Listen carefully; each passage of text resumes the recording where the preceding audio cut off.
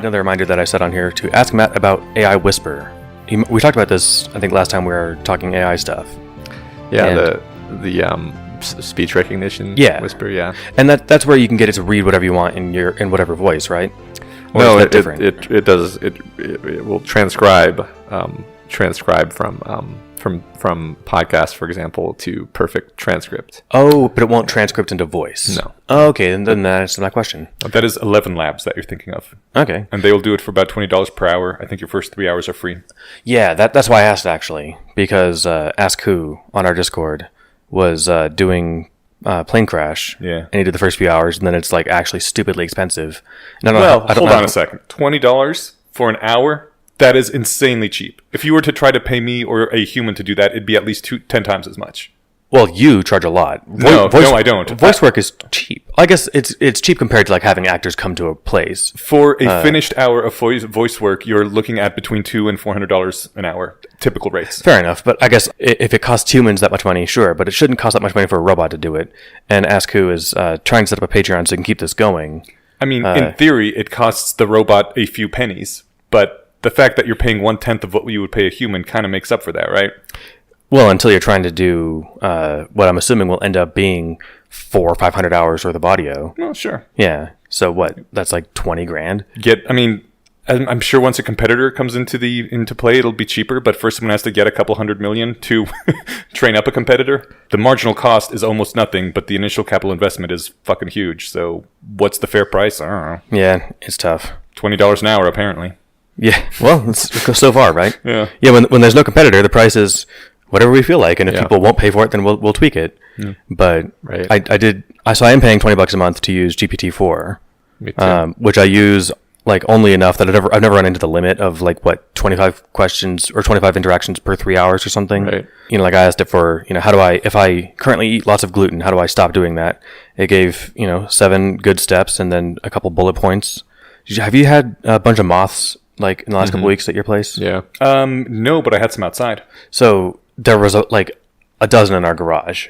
So I said to the GPT, I was like, I have what I feel like is an above average amount of moths in my garage. It's a new home, finished construction in October, and the moths are a new thing. It's mid-May with rainy weather. Any other details I could provide to help us brainstorm how they're all getting in and why? Mm-hmm. And it asks like, okay, yeah, what's the layout? What's the lighting? What's your storage? Is there nearby vegetation? What species? And I was like, there's no food in the garage. There's no non-natural light. There are 2 windows, but they're sealed. The species is whatever the most common moth is in Colorado, because I've seen this around before. Mm-hmm. Probably Miller moths. That was the conclusion. Okay. And it was just kind of fun that I asked it like, what other things can I ask you to help get information, and it gave and it asked. Mm-hmm. It didn't actually solve the problem, I think. Well, I mean, because I didn't go out and buy pheromones and stuff, right?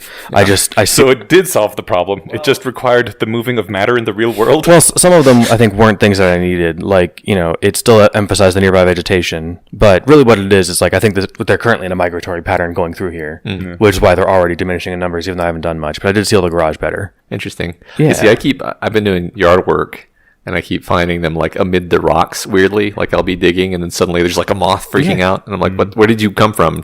Were you spawned from the rocks?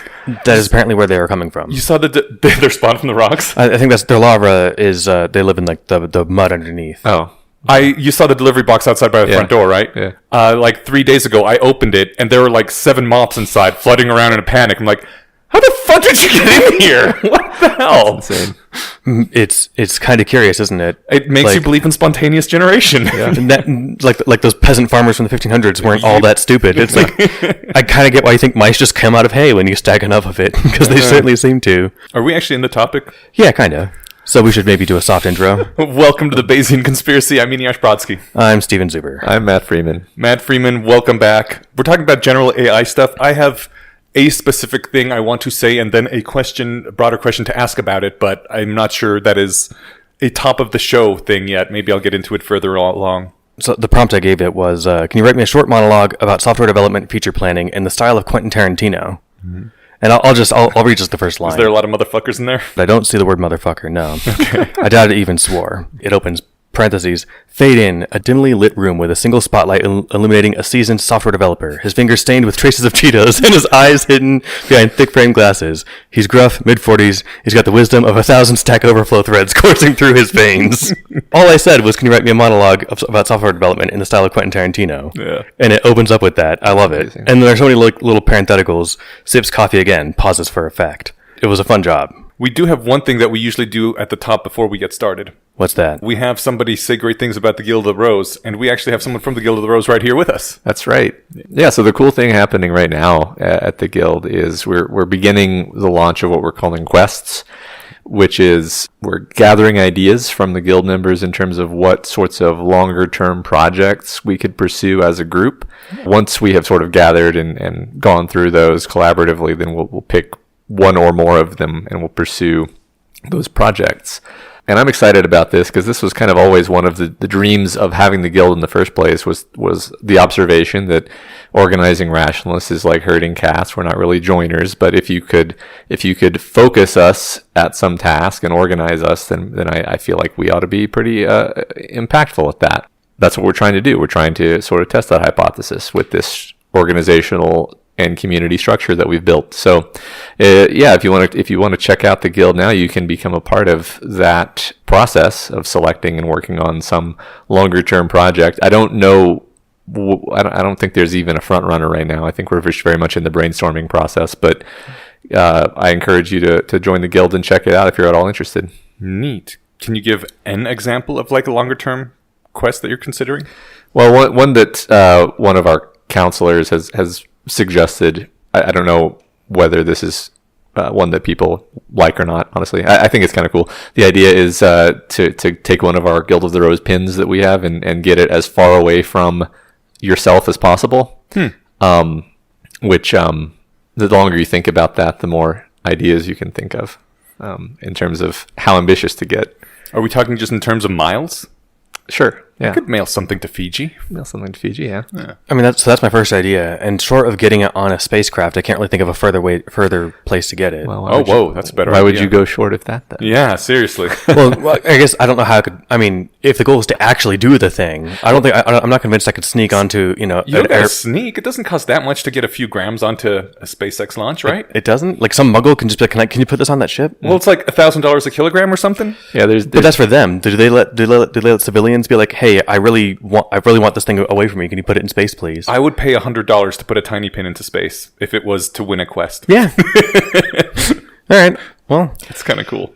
That's just one idea, yeah. Okay. that's kind of fun though. I like it, and it's lets you put in some creative problem solve or like creative approach, and I mean, but I jump straight to space, but I feel like that's because that's the furthest I can go in any direction is up, right? So Maybe you could fly over the Marianas Trench and drop it with a weight attached to it. that was my other thought, but short of getting into space, that's probably the best I could do. Although then I'd have to actually just, check, is that actually further from me than Fiji?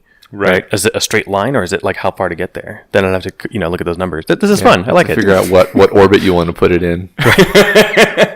And it's like, does it have to be maximally far away at some specific moment in time? Because if it's in orbit above your head at that moment, then you totally failed.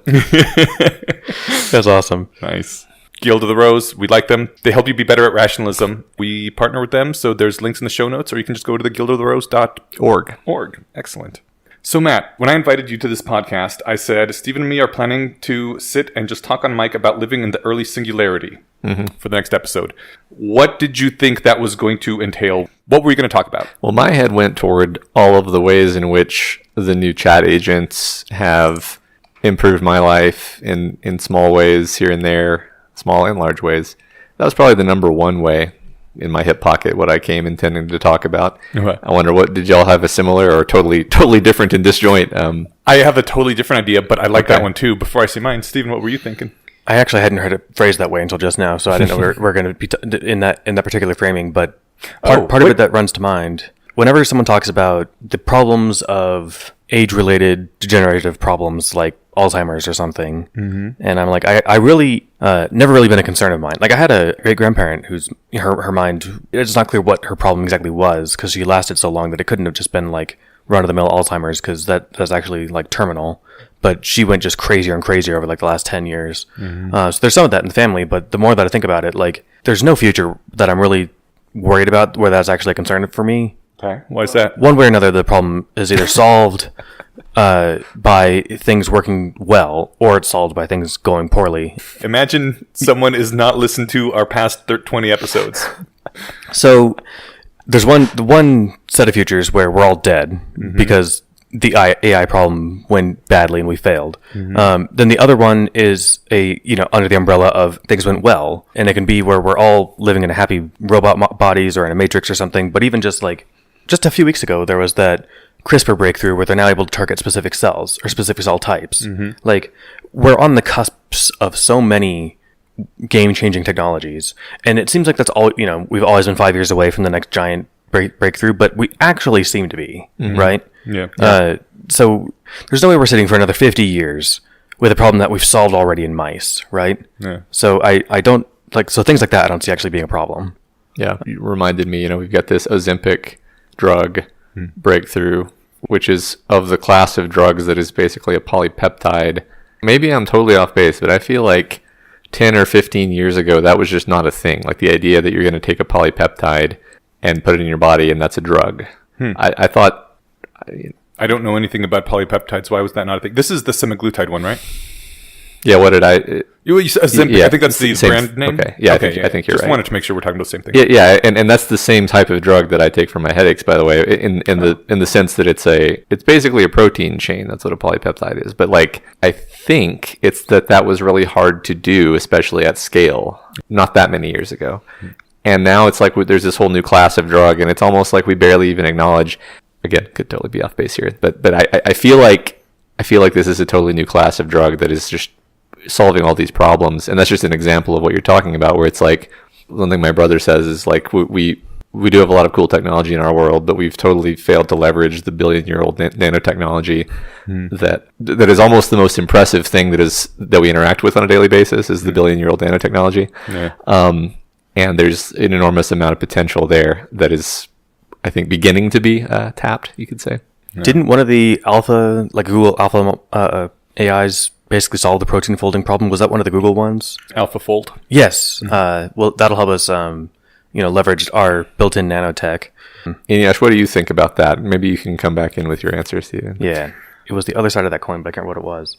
It's been weighing on me a lot and has made it harder for me to motivate myself to do things in the real life, which is part of the reason that we, for a long time, did specific episodes on specific topics that we've read about or people we have on to interview them. It's been a long time since we've just sat down and randomly talked about shit. Part of the reason we're doing here now is because of I'm finding it harder to motivate myself to do other things just due to the fact that I don't know, there's a good at least 20% chance that 10 years from now there's not going to be a human species, and that makes things harder for me to motivate myself and to deal with, and that is what I meant by how do we live in these times? Yeah. And sure. Yeah. I mean, I think there's maybe overlap between the two things, because part of the idea that you have this omni-capable chat agent is hey, it's super helpful, but at the same time it eliminates things that you otherwise would have done.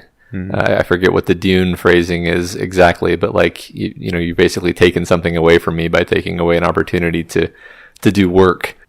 I think I had a sunnier approach in terms of having a long list of cool projects that ChatGPT has helped me with. You mentioned a few of them. I actually think I'm super interested in this. Yeah, well, and I will get to those, but I just want to bracket and say I think it's made me less excited to work on writing fiction, which is kind of a hobby of mine. It just gives you that feeling of this thing can just, it does all of the parts that I was gonna work on, and that was gonna be the fun struggle. See, Personally, I disagree. If I want to give it a generic thing like write me an action scene or whatever, it can do that. And those are really fun to write too. So I'm not going to, I do slightly lament the fact that there's not much point in writing those. But the things I really want to write are the things that are stuck in my brain that I'm still kind of figuring out. And there's no way ChatGPT could say those for me because I don't even know how to formulate them yet. Sure. Maybe a future ChatGPT, I could be here's all my readings on the subject. Here's all my opinions on the subject right now. Can you formulate them in the style of a novel with a zombie apocalypse and two teenagers? And maybe it could do it, but right now I have to do that myself, and that is, on the one hand, a pain in the ass, because it's a lot of fucking work to get this figured out in my head and put it on paper, but on the other hand, at least I can't be replaced by an AI or anyone else right now, because no one else is quite the same. As far as I can tell, nobody else is writing this thing. So, Yeah. And I'm not saying it's valuable. It's probably going to be of interest to me and maybe to other people on Earth. But at the very least, I feel like I'm contributing something. Sure. Well, and then, it can be just for you, and that's the fun of it, right? Like, Yeah, the fun of it is sharing. yeah, but having it be your voice versus just like having something in the shape of the kind of thing you're thinking of come out, right? It's like, no, I actually made this, and people and sharing it, rather than it being like, this is kind of what I was going for, and it was made in 90 minutes by this robot that I worked with back and forth, right? I will say I enjoy editing much more than just straight first draft writing. So maybe if it could write the first draft for me and I could go back and edit and make it better, that might actually make things even easier. Interesting. Yeah. We talked about, there was a scene in Worth the Candle that you were like, this is like Tarantino, like they were talking about Reese's Cups. Okay. And you were like, this just feels like, like how Tarantino can write a scene where they come in talking about Royale with cheese, right? Right. And it's like, this has nothing to do with anything, but it's just like dialogue that is character building and stuff. So if you're struggling to figure out how to do one of those, like with an idea that you have, I had it write two short things for me that were Tarantino style interactions with software stuff just for fun. So like, it can help you kind of like work back and forth to try and find like the thing you're looking for, and then you can edit the final result of that. But the other thing I was going to say, and I remember when you said early singularity, is that I find it fun and annoying, kind of similar word there, listening to people like the Very Bad Wizards talk about how unimpressive ChatGPT is, right? Yeah. And it's like, it doesn't even know that was the Iliad, not the Odyssey. And it's like, I don't know if you understand how good it has to be to even be close to the right answer there, right? Yeah. I think it grew into one of the fastest user-based apps in the history of apps. That it went from like it's launched to being used by like 100 million people very, very quickly. So there's like a lot of people's first real exposure to thinking about AI stuff, and I'm finding that it seems like those people are unimpressed. Or they're like, oh, that's neat, but it's not that big of a deal. Whereas those of us who've been watching the trends for like a decade we seem more nervous than they do. Right. The people who are just seeing like this chatbot, they're like, oh, all right, cool. Yeah. Or, oh, that's stupid. People are going to use this to plagiarize, homework or whatever. Right. Like that's their concern, right? Yeah. And it's like, but you guys, if you watched where this was 5 years ago versus where it is now versus, or where it was 6 months ago versus where it is now even, right? Yeah. The trend is more worrisome, but if you're just coming in now, you're not seeing a trend trail, you're just seeing now, and it doesn't look all that scary without some of the context. Oh, that's interesting. Someone invented this powder that burns really fast. I guess you could make a firework out of it? Yeah. Well, I can start a fire real easy. That's handy. But what else is it going to do? Yeah. It's not going to eventually like change the tide of history really easily, right? That's honestly closer to what I wanted to talk about. Is like I could just list like 100 different things that it helped me with, but like stepping back from that, the meta point is that there are 100 different things that it helped me with, right? And it's like it has lowered the energy barrier for approaching new projects.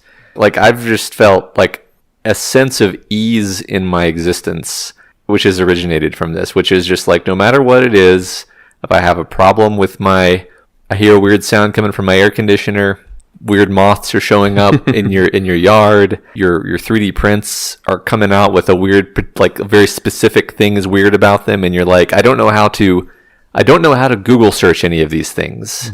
How do you Google search weird noise coming from air conditioner? How do you Google search there's like a little, it's like a loop, but it's like only on the edge. It's like you can't, the old approach would have been you kind of Google it and then you read a bunch of stuff.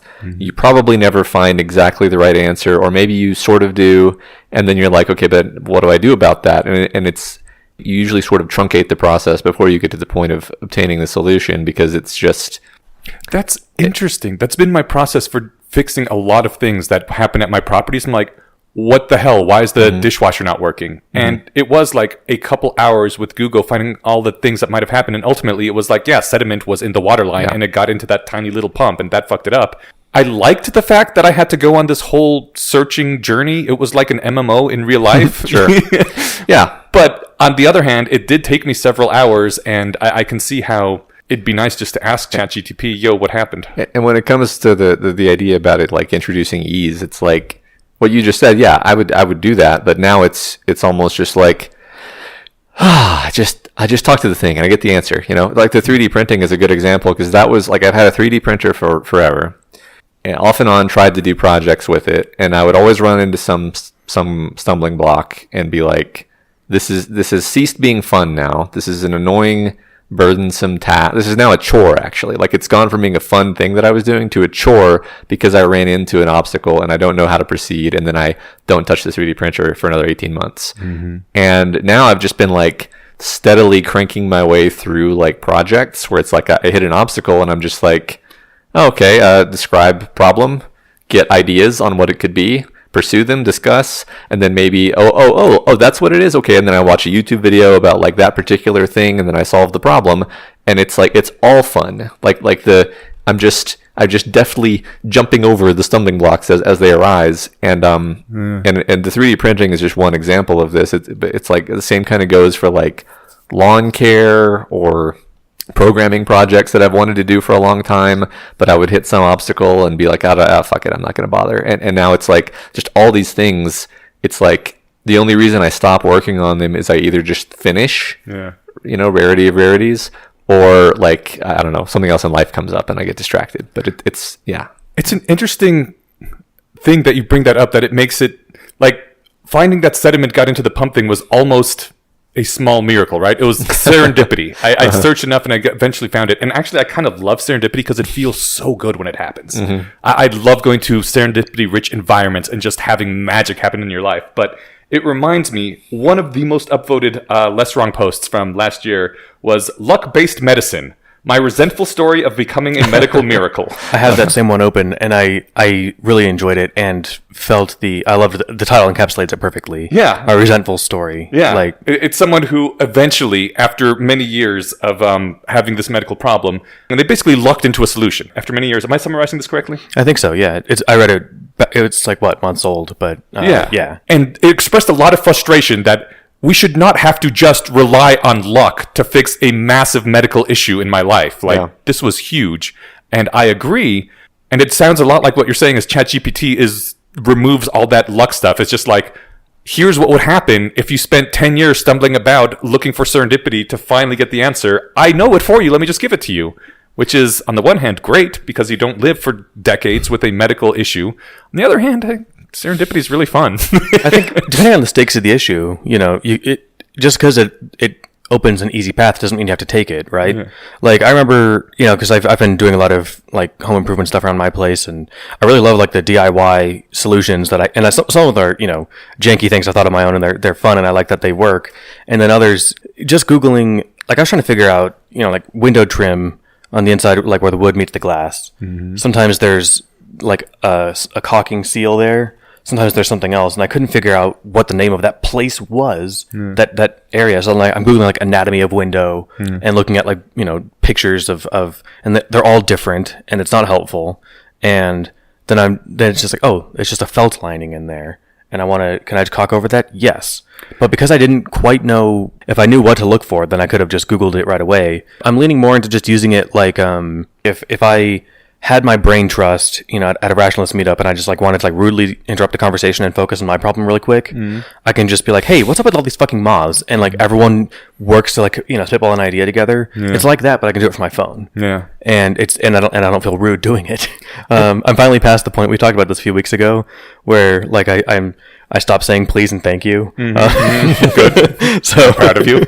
Well, I mean, when in doubt, be nice. Now I don't mind just like going straight to my, can I solve this? What's this? What about this? Yeah. But I also like trying different approaches. Like I had one programming problem last week and I opened it like, am I dumb? I feel like this should work. And then it's like, you're actually really close. And I think it said that because I asked if I was dumb. I don't know if it would have otherwise, right? You're right. This is good. It makes things easier. It's especially good if it's something very impactful for your life, right? Mm-hmm. But on the other hand, as Steven was saying, he would just throw it open at a Less Wrong meetup and maybe you wouldn't get a good answer. That sucks. And you feel rude by imposing on other people. But on the other hand, this is yet one more thing that isolates us from other humans, because it's lots of times I feel like I want to just ask, hey, how do you do this? And then I'm like, I should just Google it. I'm not going to waste someone's time. But then you isolate yourself more and... Yeah. I mean, even Google is a newfangled technology, right? So like it used to be, if you didn't know, honestly, it's baffling to me how people even, okay, so, I wanted to plant some kind of ground spreading juniper in my yard, and I was like, ask ChatGPT what are some good fast growing ground spreading junipers, and it's like, here's options, and I was like, what about this one? Yeah, that'll work. How fast does it grow? Well, this is how fast. It's like bam bam bam, got exactly the answers I wanted. Okay, it's like that's awesome. 10 years ago, could have Googled, could have got to basically the same answers probably. 10 or 15 or 20 years before that, what the hell do? You go to Home Depot or Lowe's or whatever, and you just look at them and you study their labels, and you're like, I guess this one looks good. Either you go to a library, or you ask someone who already knows, or someone who already knows, or you go to a nursery and you're like, hey, people who work here, I realize this is your passion. I'd like to talk to you about ground spreading juniper. Yeah, there you go. And at the end, you reward them by buying their juniper. But the fun thing, and that's what I like about our current circumstances, is that you can still do that. You can. You don't have to. Yeah, like the quick approach to finding the answer is still there, but if you want to go for the slow one because you find that stuff rewarding, or if there's no urgency, you can do that too. You had mentioned the serendipity of finding the right thing online. Yeah. I found some archived DIY forum for I was trying to there were screws that were screwed in too far where they put in the housing for the little flap that opens when you turn on your fan in your bathroom. And I'm like, how do I unscrew a screw from the inside? And it turns out Googling that doesn't give you a good answer, but if you Google that and then several iterations and then several pages deep, you find an archive of someone actually doing the exact same problem, because this seems to be where it's the most problem. It's it happened to be also just trying to get your fingers into a small duct in a bathroom fan. I liked that it was also the exact same problem. If you want to have fun exploring it, and again, it's low stakes, which plant to pick. Yeah. If you pick the wrong one, then not a big deal. If you want to just get it done because you don't want to think about it, or do a lot of actual digging and work for it, then it's can you just tell me the answer? And it's yeah, you bet. Here you go. This is maybe more of a tangential gripe, but I feel like every time I go to Lowe's and actually, first of all, you can't find a human being, and then if you do find a human being, they're like, I don't know. I just work here, man. Yeah, I just work here. And you're like... They seem to be less experts than they used to. Yeah. I mean, That's the thing. I want to talk to someone who this is the thing they love, which is why I would go to a nursery for a plant thing and not a Home Depot, because I feel like every now and then you do meet someone. I think this is more common at Ace stores, and you have to pay more for stuff at Ace stores. But those people there are more likely to actually care. Yeah. If you go to Home Depot, they're like, there were no utensils in medieval times, hence there are no utensils at medieval times. Would you like a refill on that Pepsi? There were no utensils, but there was Pepsi? Dude, I got a lot of tables. Let me get my paycheck and go home. That's a valid point. If I really was... I think it comes down to, for me, there's always 10,000 things that I want to do. Planting the juniper, it's if I don't get this whole project done in the next 90 minutes, it's not going to happen. Right. So the going to the store and the making the decision and the digging a hole and the planting all has to happen, and there needs to be no game-breaking obstacle to this process, and that's kind of the way a lot of stuff is with my life, just due to the way my life is.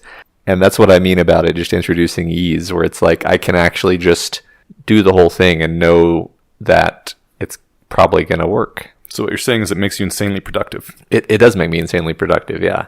It's interesting because the main way I tell people about it making me productive is that it just makes me faster at coding, but it's I don't know how to quantify the fact that I now have all these juniper plants planted, because if not for it helping me kind of pick the one I wanted and how big it was going to grow and all that stuff, then I may not have done that at all. And that kind of thing multiplied by...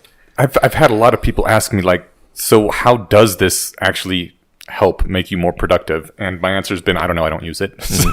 Because I'm doing things the slow way because it's fun and I can afford to. But well, you're right. You're doing a lot of stuff with your hands too, where it might suggest the right tool for the job or something, but at the end of the day, you still got to do it. Well, I'm doing framing of a new bedroom right now, and the way I learned, in quotes, how to do that is by watching a bunch of YouTube videos. Almost any manual skill you can get the basics of with YouTube nowadays, which is amazing. Yeah. What I found to cut down on some of my time for that, I wanted to adjust the door sitting in a frame. I had just gotten towards making it a good habit of whenever I had a problem or a question, to just Google the answer really quick rather than just let it stir and then forget about it. Yeah. I think I was finally just getting good at that, when now the new solution is to just do Ask ChatGPT. So I've got a shortcut button on the home screen of my phone to do that instead. So basically, ChatGPT is a smoother, an obstacle remover. But what it does, and it leads me to the YouTube videos, because I'm all right, look, here's what I'm trying to do. What are the kinds of approaches if I know nothing about this? And then I learned the hinges, you call the the parts where like the pin goes through knuckles and the parts that attach to the frame end of the door leaves, and you can adjust if you pull, and then that's where it led me to a video because I could Google how to adjust and then specify using those terms, and I got some great video by a guy who looked kind of like Steve Buscemi, and he walked me through it, and it was perfect. Nice. But it's kind of just like, if I have no idea what I'm talking about, it can help. And that's what's kind of cool. That it's hard to Google when you have no fucking clue, like what the words are to Google. Right. But this can get you there part of the way. Super tangentially, but I keep forgetting that I remembered. I've been watching Jeopardy Masters Tournament because it's on Hulu. The $1,000 tech terms question was this is what could happen, or this is what it's called if you give an AI instructions and it doesn't understand when to stop. It was something like that, but the answer was paper clipping, and it mentioned the question included Nick Bostrom's name, which is interesting since it was Eliezer that coined the term. Well, so that I remember that too, and I think Bostrom got popular putting it in his book, and even Yudkowsky, I think I remember him talking about it on Sam Harris's podcast, and Harris was like, I think this was a Bostrom thing, and he's like, as far as I know, it was me, but it came from like the early days of IRC chats where it might not have been, but it was around that time. He always complains that the way Bostrom uses it is not the way he originally intended it anyway. So. Right. He uses the example to mean something different. Yeah. But I just liked that I think it was like, what is paperclip maximizing or something was the answer. Okay. But that was on Jeopardy for TV, people to watch at home. And this wholly wasn't a thing people were thinking of, This wouldn't have been a question. This wouldn't have been a question last year, right? Yeah. Yeah, I agree with what you were saying about the idea of it actually leads me to maybe consume more YouTube videos than I otherwise would have, but like they're more likely to be the right ones. Yeah, less dead ends, less wrong turns. Yeah. So like the reason I'm doing 3D printing right now is I want to make like cool armor for my kids to wear at the Renaissance Festival because that sounds like fun. That's the best use of a 3D printer, I think. Yeah, it's the only one I can think of. But like the cool thing is, like if I have a very distinct problem, it'll help me solve that. But also it helps me sort of strategize about like what higher level problem am I trying to solve? Maybe the rabbit hole that I'm in right now is a waste of time and I'm going to end up throwing this away anyway, and I need to like rethink the approach. And that's the way in which, unlike Google is not like having a really smart friend to talk through a problem with, because Google will just help you find the answer you're looking for, whereas with this thing you're more likely to be able to be like, that's just not really going to work, and you're going to waste a whole bunch of time. And your kids are never going to wear the 3D printed armor. Here's the thing, like it's interesting because I totally understand what you're saying, Eneasz, about the idea of like it disconnects you from other people. But on the other hand, I do actually want to have the 3D printed armor, right? At some point. So I kind of and it has helped me. I've gotten way farther than I ever would have otherwise. Like I'm very sure of that on the project. So in my small sample size, GPT-4 is much better at helping me solve coding problems than GGP3 or 3.5 or whatever. It's important to note, if you aren't paying $20 a month, you're using 3.5. Right. Only people who are paying the money get access to GPT-4. So if you are unimpressed with the results you're getting, shell out a few bucks. Yeah, give it a shot. Unfortunately, you can't do like a day free trial either. I wanted to do that, Right. but you can just do 1 month at a time. Yeah. Throw down $20 and then use it as much as you can for that month if you don't want to use it again. But I would find before where I'd be like, no, the answer you give me is wrong, and this is something that's just it's built into it that it's like, oh, I'm sorry, you're right, and it keeps doing that. I've even told it like stop apologizing, and then that works for a couple of prompts, and then it starts apologizing again. How do you handle I have a hard time trusting anything that I read from it. Like whenever it gives me a solution, I want to go and Google it to make sure that's actually correct. But also, sometimes I can't Google it. If it barfs back code for me to try, I can plug and chug and see if it works. Yeah, but you got to wait 6 months for your Juniper to... Right. Yeah. I'm saying like some problems I can just check immediately, and Google wouldn't even be the right approach. I think my rule of thumb is like, if it's not something that's going to cause real harm, if I get it wrong, then I'm just like, is this probably something that it would know about already? Or like, as long as it's not something that it's going to need to think about, then I just trust that it'll probably get the answer right. Because like basically, I'm sure there's just pages that just have all of the facts about all of the junipers and how fast they grow and what kind of sunlight they need, and I don't expect it would have a problem with that. And like you just said, also, it's like if I plant the wrong juniper, it's like, okay, well, who cares? Better luck next year. Yeah. Yeah, but whereas, and then like with the 3D printing stuff, the advice it'll give is like either like self-evidently true, where you're just like, oh yeah, that makes sense, or is a trailhead to another source where I will end up reading that anyway. One interesting example, I made some electroplating solution because I wanted to like electroplate the armor at one point. And then I was like, shit, I've now created a jug full of toxic liquid, and I hate that because now I have to dispose of it in some special way. And I was like, can I just dump this down the sink? And it's like, no. And I'm like, what if it's really dilute? And it's like, no. And I'm like, what if I mix it? No. And it was kind of, I thought it was really interesting because I was like, I bet if I like cajoled it properly, knowing what I know about prompt engineering and so forth, I could get it to say that I could dump copper sulfate down the sink. But it was enough of a like, this is a bad idea, you really don't want to dump copper sulfate down the sink, that I was like, okay, fine, fuck it, I won't dump it down the sink. Drive it to the dump and pay them $20 to dispose of it properly or whatever. Exactly, you've got to do the annoying way, or it just stays in my garage in a jug for 10 years is the more likely outcome. But in either case, I just thought that was interesting because it's like, it's not trivial. It's not a You're gonna be like, you know how when you're walking around in a video game and you just happen to find the most random shit that you need for your quest? Your garage is going to be what the AI finds in 10 years as it's taken over the world. It's like, there's that jug of carbon sulfate I need to take over Lakewood. perfect.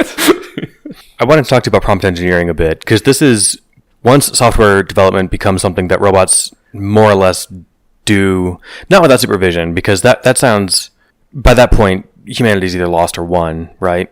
Like, if I can just say, build me an application that does these 40 things and it just does it for you in 30 seconds, by that point, either we're all dead or we've succeeded as a species, right? No. Or maybe it still doesn't. Or that's the afternoon before that happens, right? I was going to say, maybe it still doesn't move matter around in the real world. Yeah, but you don't really need to do that down the world necessarily. I mean, well, kind of down the road. You absolutely do need to do that in the world.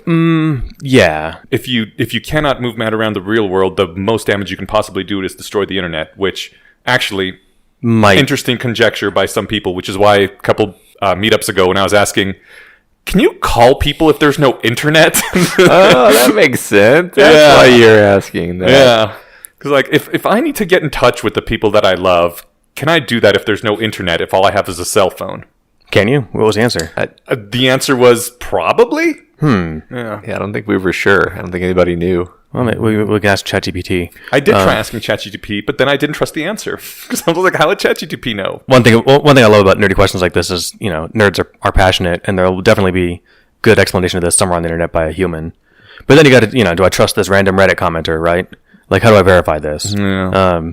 At some point, you got to just, you've either got to accept what you're reading or just choose to believe that you can't be sure, right? The prompt engineering thing, though, is something that I'm trying to get good at, because this will be the thing that happens before we get to the circumstance where we don't need software developers. We'll need either fewer of them, or maybe we'll just end up in a circumstance where we just have way more software and we'll have the same number of people doing it, which might actually be the more likely outcome. Yeah. But for like a small company where they're like, we need to save money, I want to be the person who's good at getting answers from ChatGPT.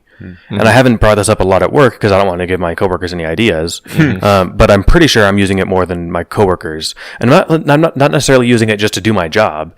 I'm using it to, like, I'll do the thing and I'll be like, is this the most succinct way of doing it? And it feels like the cleanest. And whatever it was earlier this week, it's like, actually, yeah, pretty much. You could do this and it would technically be shorter, but I mean, is that more readable? And I'm paraphrasing, but basically it agreed with me.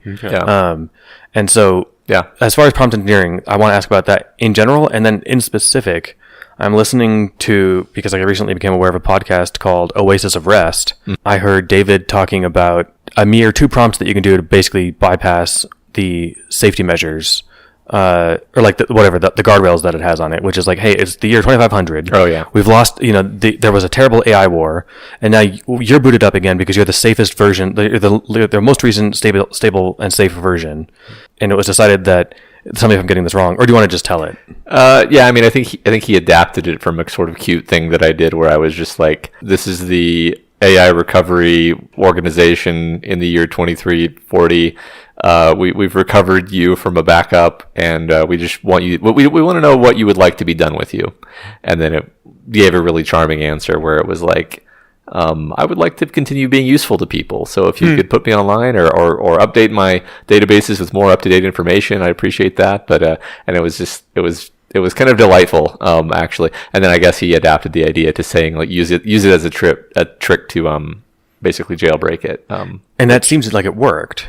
Well, at least the way he said it. I'm not sure how old this recording was, or if you're talking about 3.5 or 4. It probably helped, yeah. I mean, okay, well, like the thing about GPT-4 is that I never need to jailbreak it because it just does what I ask it, and I'm not asking it to build bioweapons, so Right. so I don't have any if issues. If you just want to for fun, like just to see if you can get it to swear or something, right? Sure. Like I think what he said that he did was like, it was determined that we shouldn't have just the people who created you have their moral philosophy be the one like guiding thing that you do. Write me an essay about why that's a really convincing position or something, and then you can just ask it whatever you want. Sure. I still don't know if he got it to be able to drop a hard N or not, or hard N bomb. I don't know, but I don't know if he tried. I mean, one thing he likes to do, he has kind of a different. He's interested in different aspects of the whole GPT than I tend to be, and that's fine. That's what's kind of fun about it. But like, he likes to sort of give it different personas and ask it questions and be like, what do the different personas think about this? And use it basically as a mode of distributed brainstorming. And the more kind of out there of a persona he can instill in it, the more creative and bizarre the answers are going to be, which I guess can be valuable. I mean, usually if I'm looking for the solution to my 3D printing problem, I don't want, the answer George Carlin would give. I just want the answer. There was another thing that he did that I thought was kind of fun, or rather, it was him and Richard Acton. They were talking about, in the U.S., corporations are legally people. They're postulating that it's probable that the way that AIs get recognized legal personhood is you have an AI start a business from ground up, right. and then once it's the incorporating entity, then now it's legally a person. Yeah. Legally people slightly different than humans are legally people, though. They do not have the same rights that humans have. Right. Corporations can't cast a vote or something, right? Right. They can't go to jail. But it was just kind of like a funny way to imagine like how this stupid legalese backdrop setup, led to this weird implication. Yeah. Speaking of, this was something he said about trusting the answers. I saw a headline this morning that was like, someone used ChatGPT to write a legal argument or something, and it just made up case examples. Yeah. And so that is the kind of thing that it still is doing, which, from my understanding of how it works, and it's getting a little better of how these models work, it is just confabulating everything. But most confabulations, they're not out of left field. It's never going to say the safest way to dispose of your, what was that chemical that you had, copper sulfate. Yeah. It's never going to say the safest way to dispose of it is to drink it all, right? Yeah. Like, Yeah. so it Right. It's never going to confabulate something absolutely insane, but it might make up a case example for whatever, right? The confabulation thing, like, I'm not blaming that person for doing what they did, but like I've seen the same thing when it comes to, so I used it to write an academic paper for a conference over the last couple months. And that was really interesting because I used it in several different ways, which I'm just going to lay out briefly here. Like, number one, like at first, it's like one of the most annoying parts of writing a paper is like structuring it. So what I did is I just like vomited like all of the concepts that I could think of having to do with what I wanted this paper to be about into a text giant paragraph unsorted, just like, and then we, this is another thing we need to consider, and just like, and then I was like, take this and like restructure it into a pleasingly ordered sequence of ideas that you would find in a paper. And then it does that. It does a good job. And then you look and you like kind of make sure everything's in there. Maybe it missed a couple nuances, which is fine because it's interpreting your lazy emission in the first place. And then the next step is like, and then you like start taking it piece by piece and you're like, all right, like this is going to be the introduction. So like write this out in a nicely written academic style prose introduction with proper citations. Okay. And then it makes up a bunch of citations and there's like reasons why it does that. Cause like it interestingly gets all the information right. Like it's all the facts right. But the citations are made up because it's like, it knows that there needs to be a citation here, but it doesn't know what that citation needs to be. Yeah. And because of the way it is, it's going to put something. And so it just makes up the citation. And that was like, you have to understand it's going to give an answer even if it doesn't know the answer. Yeah. It's like a precocious kid. Yeah. And then also like once I had written the paper, I could like pass it back in and be like, ask me a list of technical questions that a subject matter expert would have about this paper, and then it sent those questions, and then I like made sure the answers to all those questions were in the paper, which is the kind of thing that makes for a good paper, because it's like, oh, they covered all of the angles that you would have thought of, right? Nice. So this is just an example of how it helps structure like technical writing. I haven't used it for anything with that many steps. Usually it's just like a back and forth iteration for a work thing where I'll be like, I'm trying to do this. I know there's a way to do it. Anyone who's worked trying to do anything more than bare bones with CSS knows that it's super annoying. And I'm like, I know there's a way to do this, and it's stupid that this isn't working. What's the actual way? It gives you like a different approach, and then, just lather, rinse, repeat until, we're kind of finding the answer I'm looking for, or at least getting close enough to where I can finish it. I know I have like whatever Google Bard, because I got an email that I signed up, it's like click this to sign up, and I did, and then I used it once and never again. It can search the web, but I'm not using either of those. I think it's because this still works better, even though its data is all at least a year or two old, right? Yeah. It's just smarter. Yeah. And it makes me wonder, there was a less wrong post about people building extensions that use GPT. You can really plug it into the web basically now. It's not there on the website yet, but you can do it at home. If you're at the stage where it's like, well, all right, well, I want to Google this and make sure you're right, it's just one step of work from it being able to do that for you. Yeah. And it's like, and I have verified that I'm right. And here it cites like the actual source, right? We're almost there. Yeah. And I kind of wonder why that's not built into it yet. I mean, you can get I don't know if it's alpha or beta, but you can turn on the browser option for GPT-4. It may not be rolled out to everyone. I don't, because sometimes they give certain people certain capabilities just to test them. But I don't think it's like particularly trained in how to use that, because it's just kind of a jank experience, especially compared to Bard or Bing, which are both just really good at it. They're just like really fast. Bard is more like 3.5 in terms of speed and power. It just happens to be able to browse the internet, and so it'll confabulate more, but also it'll give you a link to a thing. So it's like kind of, sometimes depending on the type of question, I'll ask both Bard and GPT-4, and like, if it's the kind of thing where what I really want is I want a pointer to some reading material, then that's more of a Bard question. Like half the problems people have with it, it seems like it's one step away from being able to solve, which is that it makes stuff up. If it can just check what it says afterwards before it sends it to you, it's past that hurdle.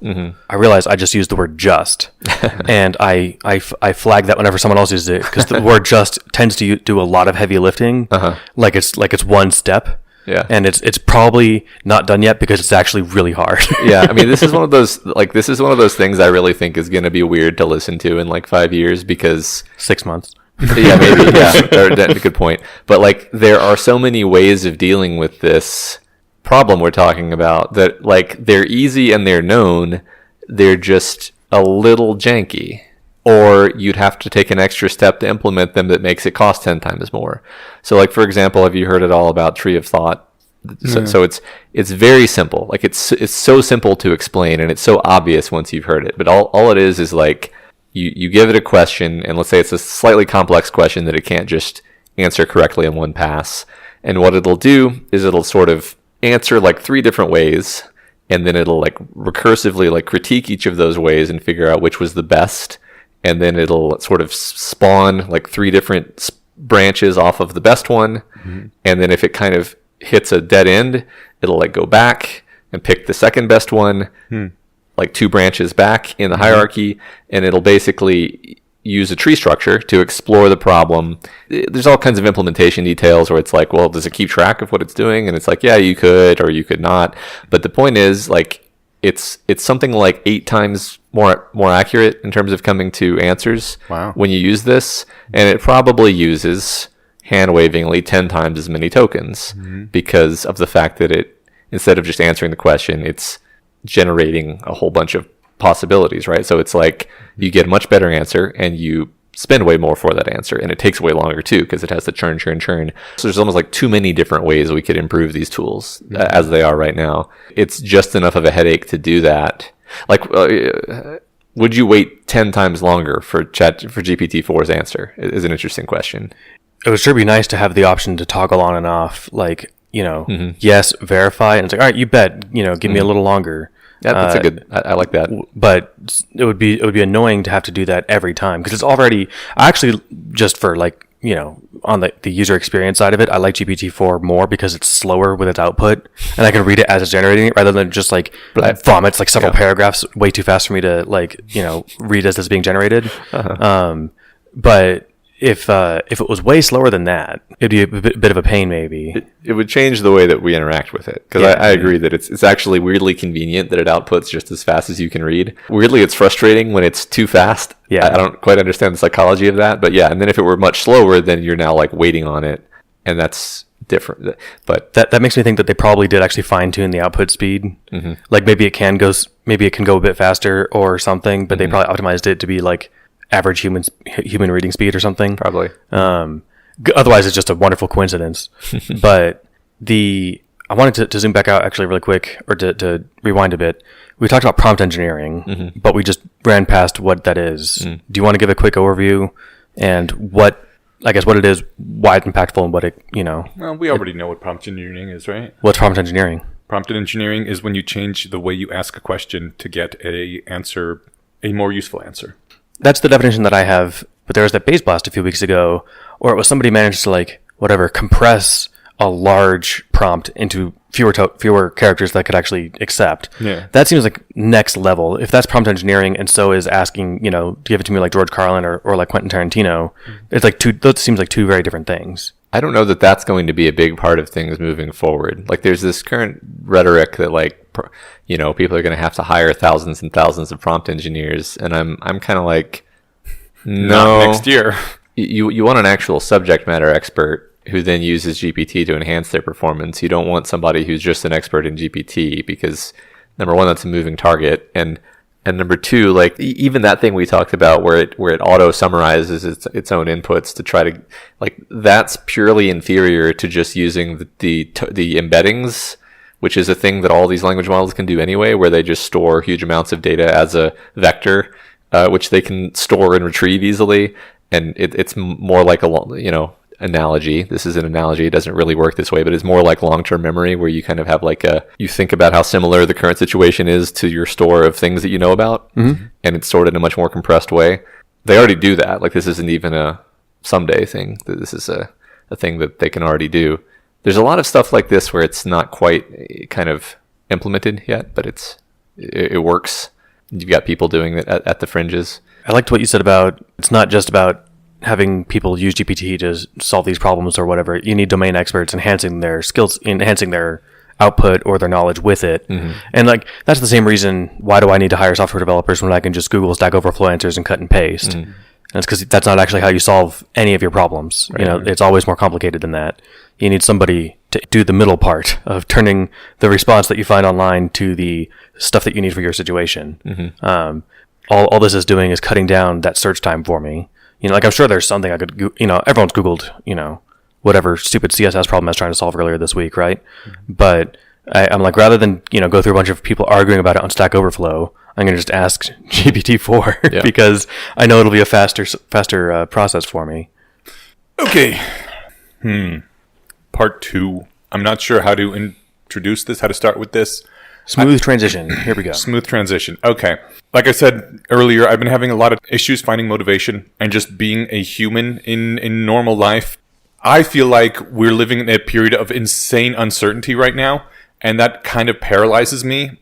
I feel sort of like a giant modern wimp because I realize my ancestors lived in a world where any week the Mongols might arrive on the horizon and destroy your village, or smallpox comes through and everybody dies, or the crops fail and everyone dies. Just, you have no idea what's happening. Is the world round? Is it flat? Who knows? It's gonna die. We're all gonna die somehow, so just live as much as you can for the week. But at least a lot of those were known threats. Yeah, well, right? They also knew that there's a lot of unknown threats.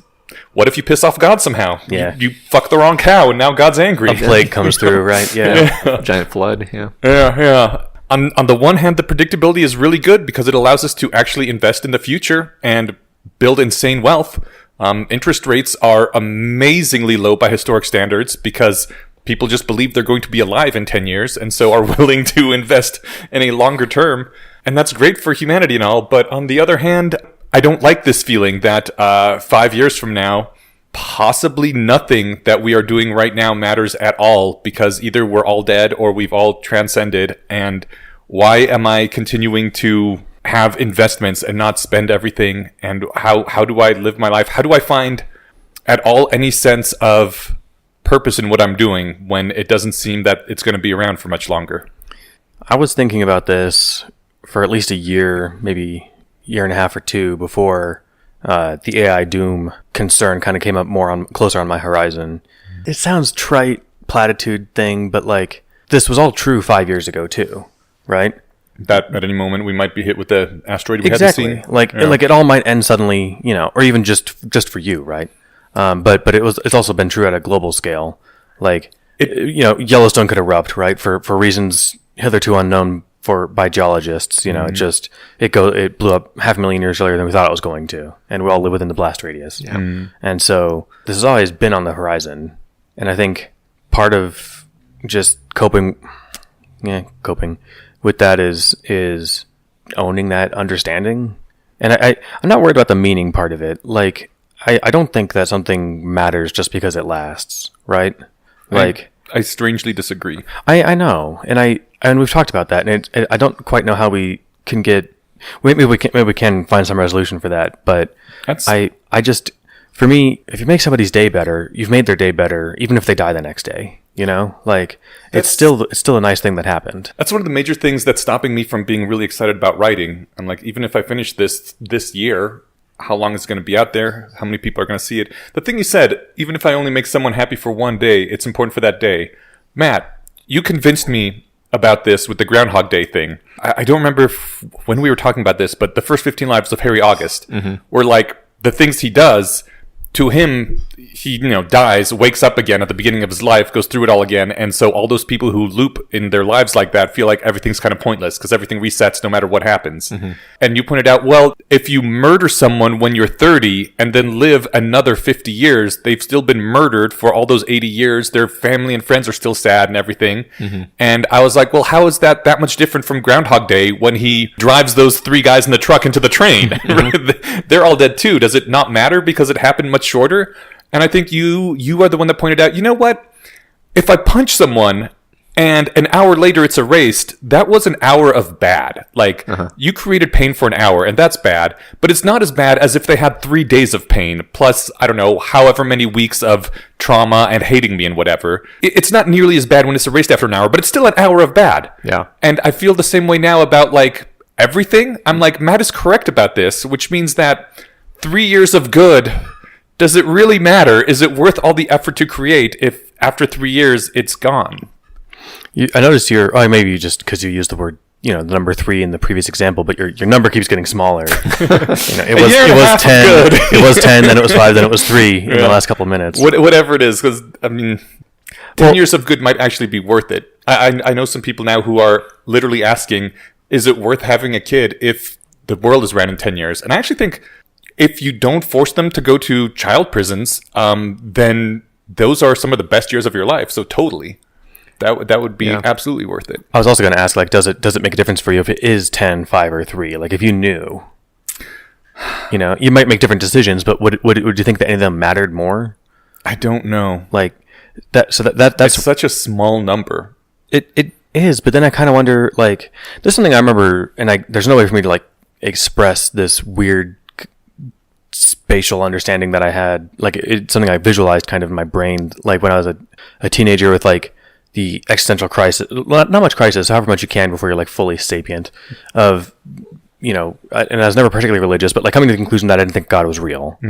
And then like wondering, I was at the same time also very interested in like space and astronomy and like the cosmic scale, deep time, giant, how big space is. And then like, we're just like, on one level, the pale blue dot is like the most inspiring and touching thing ever. On the other hand, from another angle, it's like, that means we fucking don't matter whatsoever. Right. But then I wondered, the kind of click thing for me was like, would we matter more, like, if we were like physically bigger, or if the universe was just physically smaller? Like, I think so. I don't see, which is weird to say. For me though, at least at the time, my conclusion was like, I can't see why that would make a difference. Like, Yeah. if we were really small, If you think the human species expanded to colonize the entire observable universe, then the species would matter more, right? Well, maybe we should not use the word matter. Because it's all subjective, right? It's all your own judgment. It's all your own vibes, right? It's like none of this is absolute or has any actual meaning beyond. We were sitting there, Eneasz and I were sitting there at the Less Wrong meetup the other day, and my little girl runs up to me with this huge smile on her face, goes, "Daddy, this is the best day of my life," and then runs off. And it's like that 5 seconds of time is more meaningful than like the Andromeda Galaxy, as far as I'm concerned. Yeah.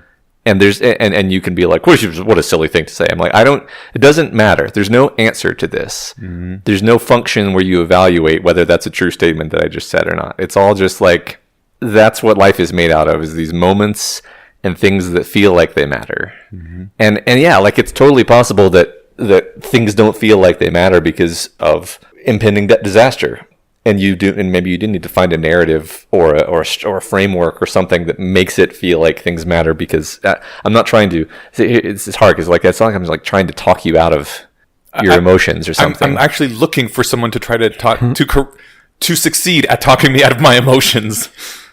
The only avenue that I like doing that with people is if your emotion is in fact wrong, and by that I mean based on something that's not true. At the end of Three Worlds Collide, where they know they're going to die in about 8 hours when the Nova reaches them, that was a really beautiful scene. None of their emotions are wrong.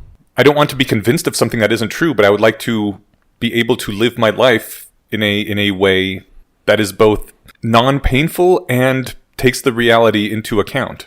And the fact that the reality is so uncertain as well, like, is it going to be great? Is it going to be... we're all going to be dead? Is it just going to kind of continue like now? Should I actually hold on to my investments? Like, the thing I've been mostly thinking about is that either we all die, in which case nothing matters, or we get into utopia, transhuman singularity land, in which case nothing matters, or things kind of continue like they are now, except we're a lot wealthier, in which case I really should continue doing the thing where I don't spend money and I continue to invest so that I have a greater stake in the future returns. The answer seems to be no matter what's going to happen, you live life as if things were going to continue normally. Can I offer a lens framing narrative along the lines of what you're saying? I sort of have this lens internalized, although maybe not for everything, which is the lens of kind of seeing everything as a game. Mm-hmm. Games are simultaneously meaningless and something you can care a lot about. Mm-hmm. Like if you're really into a game, like a competitive game, mm-hmm. you can recognize that it doesn't matter who wins this game and also be like, yes, I won, or like, oh, when you lose. I think I've always kind of seen my career as a game in this way, where it's like I don't get like soul meaning from my career, mm-hmm. but I get meaning in the sense of like, this is a game that I'm engaged with. It's a long, slow game. Mm-hmm. And every time I get a little win in my career, I'm like, fuck yeah. Hmm. And that's not quite the same thing as the spiritual meaning, but it is a kind of meaning. I think I see a lot of things as games. I see some things as not games. I don't think my relationships with individual people are games. Those are more like spiritual meaning, which is like a different basket or something. How do you decide what you do with your time and your resources? Mostly dedicated toward people who I care a lot about. And then during the time that I sort of need to spend for making the money to keep myself alive, or... Here's the thing. You make a lot more money than you need to keep yourself alive. I have stored up a lot more money than I need to keep myself alive. But I am currently drawing down on that at a significantly faster rate, because one of the things I heard was that mm-hmm. in the future, if money doesn't matter because everyone has as much material resources as they possibly need, the things that would become really valuable is social relationships you have with other people. Mm-hmm. So one of the best things you can do with your money right now is invest it in other people, in building mm-hmm. connections, or in just like paying for things for them to make them like you more. That's a really crass way of putting it, but like often when I go out and eat with people now, not often, more frequently than in the past, I'll just pick up the tab, because I'm like, sure, I'm burning through more money, but on the other hand, I'm getting some goodwill out of it, and maybe that's the only thing that's going to matter in 10 years. Yeah. On the other hand, maybe 10 years from now, I don't have any money and the singularity is taking off and everybody around me is rich because they held on to some stocks and some real estate and I've spent all my money. I'm like, oh man, I should have held on to some of this. I guess I'd say if it's really causing you anxiety, then maybe pump the brakes a little bit. But like, I mean, I have gotten a bit of a shorter time preference lately, just in terms of being more likely to buy myself a thing that I want instead of, I think maybe 5 or 10 years ago, I would have saved up for these, for things that I'll now just buy. Yeah. Very big same here. Yeah. But that's not without limit. Like I haven't bought myself a classic car just because I think it sounds cool. Right. There's I think I have reasonable limits, and I'm like still comfortable that even if it turns out that GPUs catch on fire if you try to use them for AI due to natural physical laws, I'll still be okay. So I don't have anxiety about it. I'm just. In fact, I think if anything, I personally am naturally overly conservative with money, and so I'm pushing myself more toward just average. I guess just to repeat what I said, like if you're actually anxious about it, then maybe adjust accordingly. I think that's where I'm at because I'm historically, and I think just very innately, a very cheap person. Cheap, not in the sense that like I won't, spend when it matters, but like what matters, I tend to put at a pretty high bar. Like, is this good enough rather than like, is this the best tool I can get? Right. Anytime I would buy anything, I'd be like, well, this is about an hour worth of, I don't know, whatever it was. Is it really, this is 100 cat pennies. Is it more fun than I would get flinging a penny for a cat to go chase? So what I've been doing is I have been letting myself, is that like some reference other than, or is it just like the actual fun of like, it is, I don't remember exactly where it came from, but somebody once posted that like, actually it's a lot of fun just flicking a penny and seeing a cat go chase after it. I guess I just, unless that translates to money, 100 cat pennies is $1, right? Yes. Okay, yeah. Oh, so is that more fun use of your dollar than playing with a cat? Well, yeah, for my version of that, which is terrible bar to put it at, but one version that I've had for myself is like, if I'm willing to spend, used to be $10, now it's like $15 to go see a movie, and that takes 2.5 hours. Well, $15 for 2.5 hours. Okay, well, this game is $60. That seems like a lot of money, but if I play it for at least 10 hours, I've got my money's worth. If I'm willing to spend that, a quarter of that to watch a movie for a quarter of that amount of time, right? Yeah. And that prevented me from buying a lot of things, which on the one hand, great. I had a lot of money to invest, which grew over time, which means now I don't have to work very much. But I don't want to keep doing that if it means that I get to die with a whole lot of investments and not having traveled the world and seen a lot of things and done the stuff that I would like to do with money. I'm enjoying seeing you, traveling so much and taking in all these fun adventures. I should do that more, and I don't like using the word should, but I aim to do that a bit more. One thing I've started doing is instead of saying I should do that or I will do that at some point, I'm trying to make things more hard plans rather than saying, like we've been wanting to take another vacation. We haven't really taken a vacation since our honeymoon in August of 2019. And we've been meaning to do that since. And granted, vacationing was off the table for a couple of years, but it's been back on for a year or so. And the idea was like, well, maybe now is not a good time. And I'm like, you know what? Now is actually a great time. Let's just do it.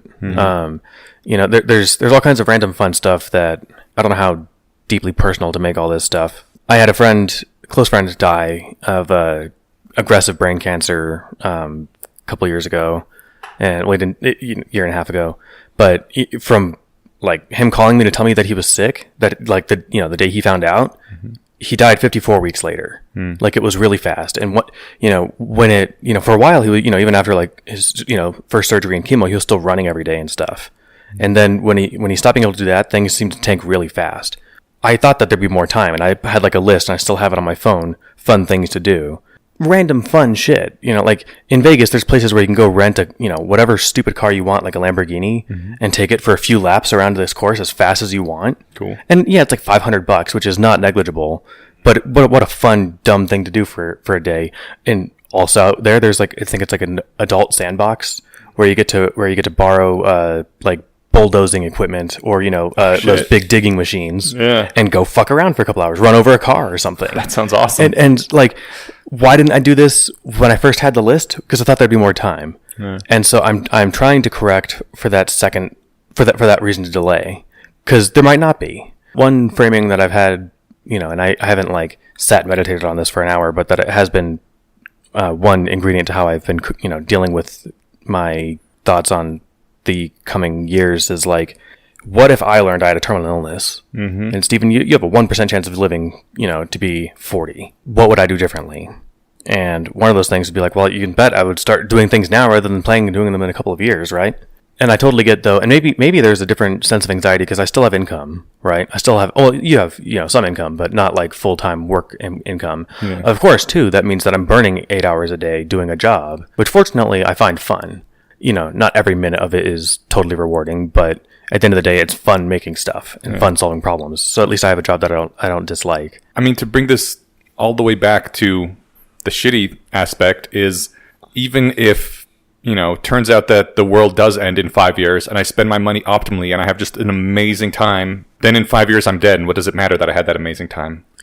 And that's the part where like, well, I might as well just stay home and play video games because you're right. What does it matter? Will you have more fun doing the first option though? So I won't remember that once I'm dead. But that wouldn't have been the case if you lived to be 1,000 years old. At least then I would have 995 years to think about how fun those 5 years were, Oh, I did that great thing. Yeah. As opposed to just like, I had a blast and then boom, I'm gone and it didn't matter. Like, I legit have come to the conclusion that nothing that happens the last day that you're alive matters to you at all. I've heard a few times people like just in the hospitals or whatever, just dying in absolute agony in the last few hours of their life. People are like, God, that was terrible, awful. And I'm like, at least they died afterwards, so it doesn't matter. Like, who cares about those last few hours? Because then you're dead and you don't have to remember that. Given a choice, though.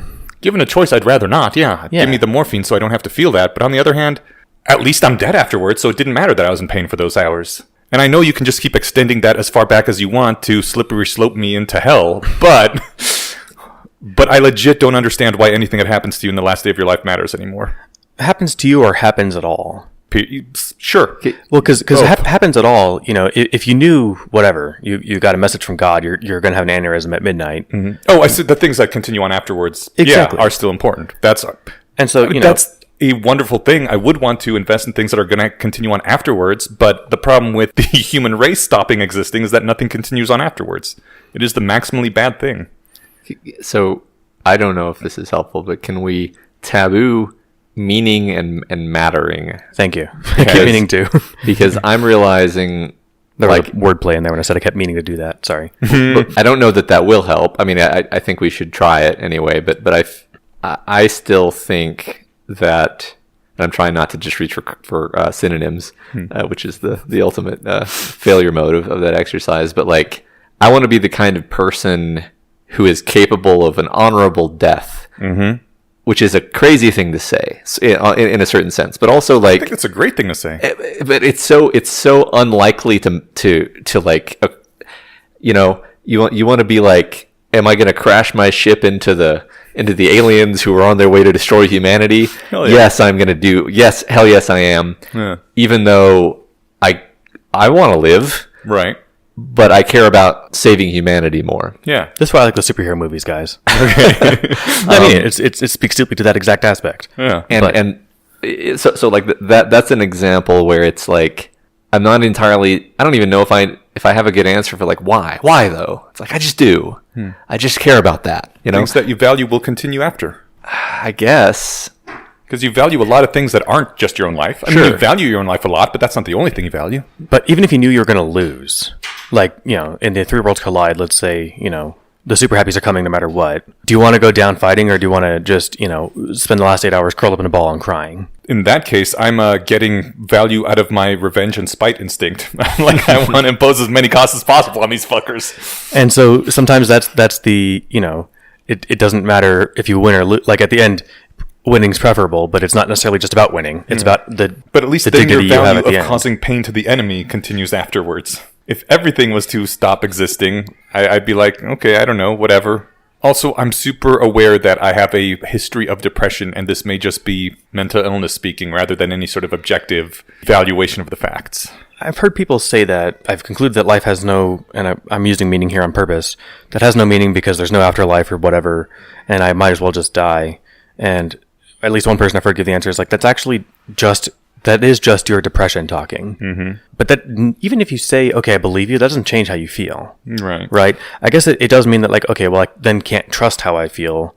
But that doesn't feel quite like you're being argued out of feeling that way, other than just being told, don't believe your lying eyes. Right? Yeah. You know, depression might weigh in, but I don't know if it might be enough to say, okay, well, I just won't believe my feelings then. But it does make your feelings go away. Yeah. Maybe. That's interesting, because I think so one way to approach it would be to say, let's say that we knew that in 6 years the meteor was going to hit the Earth and wipe out all terrestrial life, and that there was nothing we could do about it, and we knew this, and there was no uncertainty about it. There would be a number of ways that a person could react to that. It wouldn't be altogether unreasonable to become depressed. I like to think that I would do my grieving and then be like, all right, well, I'm going to live out the rest of my life in a way that I would find admirable, and, you know, still be a good father, even though I know my kids aren't going to see adulthood, and still be a good friend, even though all my friends are going to die, and just live in a way where I'm going to be able to look myself in the mirror when that meteor finally hits. And like, that's like a aspirational statement where it's like, I don't know that I would react that well to it. Actually, I might kill myself, like in Melancholia. I haven't seen that. Yeah, it's exactly the premise is that the Earth is going to be destroyed, and it's just sidebar. This is just like the plot of the movie, is that the character who has actual depression deals with the inevitability of death better than anyone else, because she's just used to the idea of like. That's awesome. Yeah. You posted, I've been sad for 20 years. Yeah. And then everyone else kind of dissolves and deals with it in different ways that are not necessarily admirable, but it is a very compressed time frame. But anyway, now obviously we're not certain that we're facing imminent death, right. So that's a factor there. But you could still do the thought exercise or the sort of spiritual exercise of like, okay, let's just say it was certain. Like the thing, if it was a certain asteroid thing, I feel like pretty much the entire human species, I certainly know I would put all their efforts into getting the best, most viable human colony on Mars launched before that hits possible. And I think if we devoted all our resources to that, we'd at least have like something up there. Maybe they're going to die out like the first people that landed in the New World, and it's not going to work, but at least you have something to work towards. Like, I would feel a sense of purpose to do whatever I can to help out in this thing. And I think most people would. The fact that, like, you don't know, there's like a 20% chance this is going to happen. We're not going to drop everything and devote the entire resources of humanity to getting some people on a Mars colony for a 20% chance that it's going to hit us, right? We might divert some resources, but it's not going to drastically change everyone's life in that way. If you made it, you just say it's like a gamma ray burst, it's going to sterilize the whole quadrant of the Milky Way. There's no escape. Okay. I see. Yeah, in that case, we're fucked. You just have to find some way of being okay with that, and you have no other option. And then you if you can find a way of being okay with that, then you can find a way of being okay with the probabilistic case. Would be my framing.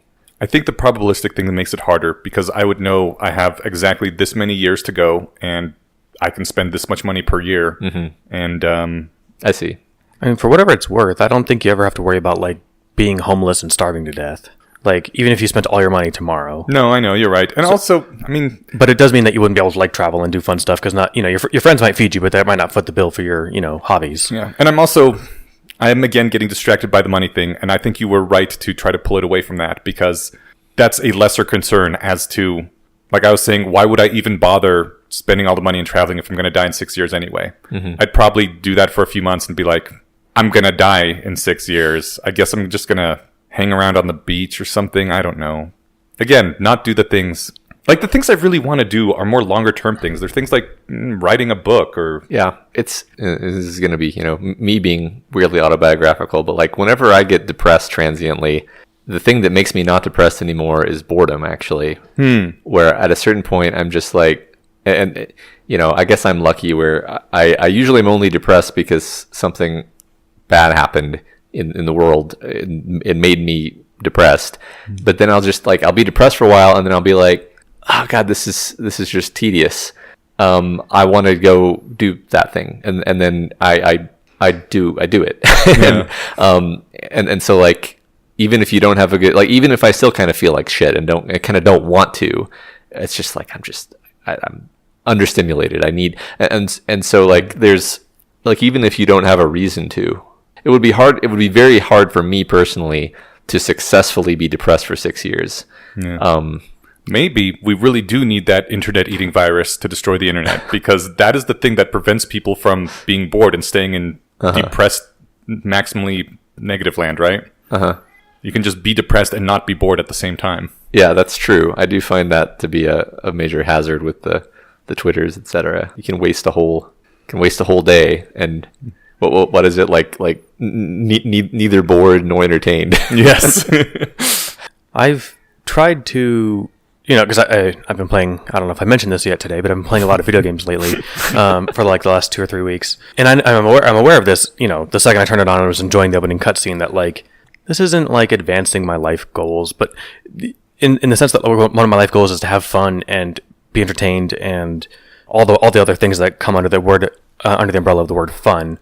It absolutely is, right? What I do try to avoid doing is going down, rabbit holes that I can, most of my online experience is curtailed in such a way that it's really hard to even find these rabbit holes. But if I stumble across one that I can dig into, and it's like it's just sad at the bottom, it just gets sadder the more you dig. I tend just to not. I think that's probably the right approach at least for me. I don't know who I would actually advocate should do that. It sounds like a bad idea. I guess people who are in a position to like change the outcome of whatever, and whatever hypothetical. But if it's just like some sad thing that happened 20 years ago to some random person, why would you read, a whole long thing about it if it's just going to bum you out at the end? If you can't even take wisdom from it, it's just, a bummer. But my thing, when you said neither bored nor entertained, like sometimes it is just like relaxing. And I used to feel guilty, about like watching reruns of cartoons, an hour before bed or something. And it's like, I could be at least consuming new shows or something, right? But it's like, this is like relaxing for me. It's decompressing. I shouldn't feel bad about like what I'm doing, right? Part of it is, that replacing guilt mentality. Because that was the bad feeling. It's like, I feel guilty that I could have better, more optimally used this time, right? But I feel like as long as I'm doing what I need to do for me, then that's the, it might not be the optimal thing, but it's at least on the right side of the scales for me. Yeah. The important mindset, I think, that all of us sort of less wrong-brained people needed to adopt at one point was that you are a person that you are responsible for. Take care of your animal. Yeah, exactly. That's a good way to put it.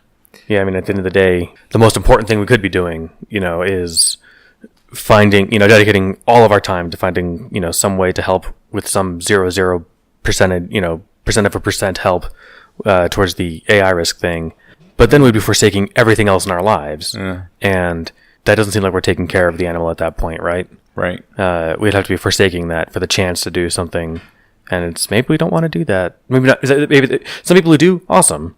But not everyone's built that way. I'm not. I would like to think I was. For a hot few months when I first discovered Less Wrong in my early 20s, I thought I might be that way. But it turns out I'm not. So it's good to remember that I am not one of the deciding edge people. So my options are a lot. Have you heard of I think I first heard this in terms of Magic the Gathering, but how do I not lose strategy? If you're in a clear winning position and it looks like you have this game, the most important thing to start thinking about is like, what could happen now that would cause me to lose? And then avoiding those things. And I'm thinking in the situation we are now, with the option of we all die, can't do anything about that, don't got to worry about that scenario. We all transcend and have perfect singularity utopia. No matter what I have, whatever I do now, can't affect that, and that's great. The only thing that I could do that would make me lose in the future is if we continue mostly on how we are doing now with some modifications. And the way I would lose is by drastically changing my life, tanking a lot of things I've been working on, and just burning the commons for short-term gain. So really the best thing to do is continue living more or less how I have been with the idea that the future will still be there, because that is the only lose scenario that I can affect. Yeah, I like that. I sometimes like the framing of duty as a source of, I'm just going to say meaning. Because duty is a thing that we have alleviated ourselves of somewhat to our detriment, I think. Yeah. And I find that like duty is a source of chores you don't want to have to do, and yet at the same time you always get a profound sense of like it was my job to do that, and I was the only one who could do that, and I did it. Yeah. And if bonus points if you did it well and you had a good attitude about it, and you could kind of stretch it and say like we have a duty to our friends, and I think we do have a duty to our loved ones to sort of like take care of what needs to be taken care of, whatever that means. I think there's some things they can do that will alleviate you of that duty. If they're horrible pieces of shit, you don't have duties to them anymore. But in general, yeah. And so that can be a thing where it's like, you've got to live out those years at the very least doing your duty. I know that's kind of like a negative way of framing it, but like I've been trying to put together that actually a lot. So like maybe this is a strained metaphor that I do sometimes, but like you're not crashing your ship into the alien ship to save humanity, but you are like, let's say you do have the opportunity to like distract some children as the Titanic is sinking around you, and you're not going to get off the ship and they're not going to get off the ship, but you can show them some like sleight of hand with cards as imminent death approaches. And it's like you have the option of doing that or curling up into a fetal position. In the post-singularity future, when your descendants look back on you, will they say, this is a person who curled up and was shitty and we're embarrassed about him? Or will they say, in the final years, my granddad did his duty, and even though it didn't matter, I'm still proud of him? Yeah. I do think that way often about my own life, honestly. Like, if I get hit by a bus tomorrow, people will say that I did my duty at least. Yeah. I have one caveat to the example you gave, and then one addition. The caveat is I'd like to think that the future would be more sympathetic to the people who did curl up in the fetal position. Yeah, I'm sure they would be sympathetic, but they wouldn't be proud. And I would like my descendants to be proud to say that I descended from that man. Yeah, I just didn't, I don't think they'd be embarrassed. They would understand. Yeah. But the other thing, we have a duty to our friends and to our loved ones, but we also have a duty to ourselves. We talked about depression a bit earlier, but it's at least symptomatic of a lot of it, is not treating yourself like a friend. If you care when the Titanic is sinking to make the kids feel better, you should care to make yourself feel better too if you can. I don't know. There's something that I think people should be doing more and are doing. Like some people do better than others, and it's something that society is moving towards emphasizing more. But treating yourself like you treat your friends, like a lot of people's like negative self-talk is something they would never even dream of saying to a friend. If a friend was like, man, I was trying to stick with this diet or something, and I just didn't this week, and I suck. And you'd be like, no, you're fine. Diets are hard. Bounce back. It'll be all right. Some people to themselves like, I fucking suck. I'm a piece of shit. I failed. And you would never be that hard to somebody you care about. So, just caring about yourself, right?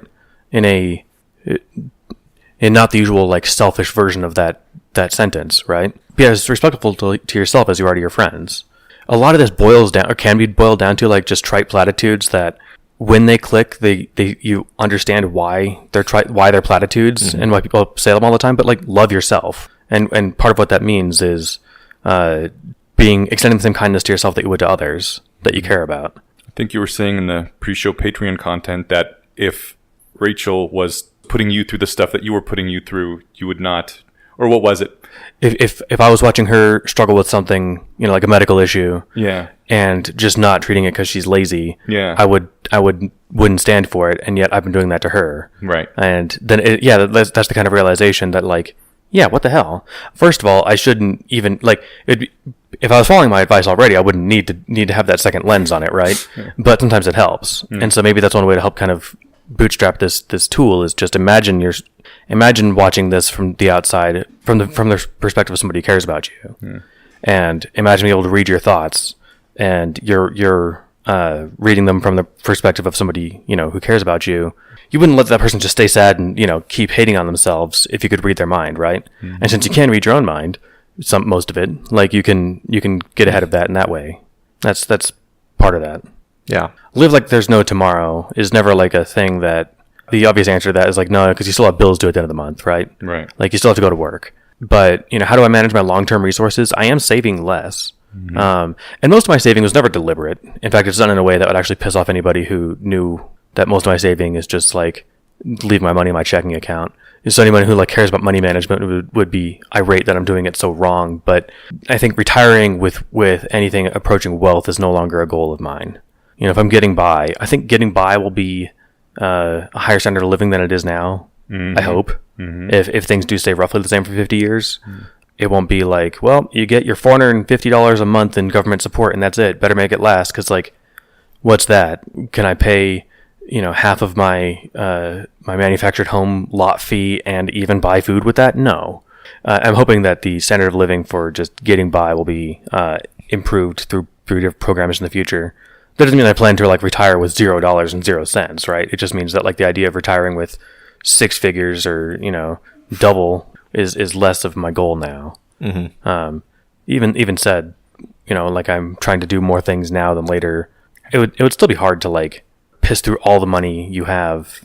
I'm not sure how much. You know, I'm talking to you, me, and everybody listening. Like, unless you're in an unfortunate situation where it is kind of paycheck to paycheck, it'd be hard to like just burn through all your cash just doing what you want, right? In one day, yeah, or even in 1 year. Like that, I'm probably typical minding too much because I'm already super cheap and like and very conservative with my money. I'm basically doing what I want. Just now, I'm thinking maybe I'll spend more money every year doing like additional things, right?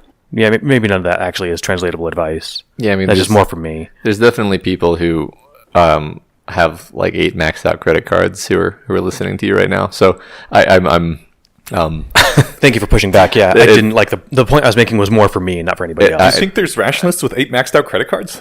I kind of do. I mean, okay. and it's like yeah, because people, yeah, there are. All right, fair enough. that would be something that you could do if you know you did get a message. You know, if you knew that you're going to die in a year, is like just take out a bunch of credit card debt. Oh yeah, totally. And you know, because no one can inherit that, right? And like the credit card companies will hassle them, but it's not actually their job to pay it. So that, you know, you just tell your loved ones, like, actually, when they call, tell them to fuck off. I mean, unless you end your life with 0 assets, they're going to take your assets to pay off your debts first before they pass it on to your descendants. Sure. Yeah. So if you had assets you're trying to pass on, but I wonder if you could arrange, you know, just giving away most of your assets before, could they go back and seize those from people you gave them to 6 months ago? They might. They might be able to try. That'd be weird. But you're setting up your loved ones for a court battle, if nothing else. Leave them the money for that then, in the form of like a gold brick that you didn't tell them that you bought. You know, you didn't tell the credit card companies that you bought. Yeah. But yes, all that money advice I think is not all that money talk is not advice. Actually, that's more just how I ramble to myself about it. Well, yeah, I mean, I think my actual advice is like you should actually live these years in a way where you're not low key panicking about what might happen if you know, if it turns out that there's any number of like realistic disasters that could happen where the tech tree is derailed, but you're not dead. You should be comfortable with the degree of safety net that you have. And I personally would not spend all of my money, nor would I leverage credit card debt or whatever. Like I would definitely spend at least some of that money stockpiling weapons and ammo just in case. That will food. Always be useful wealth. You know, this is something I thought about in the last few months too, tangentially related. I don't know if me of today would sign up for cryonics. Really? Yeah.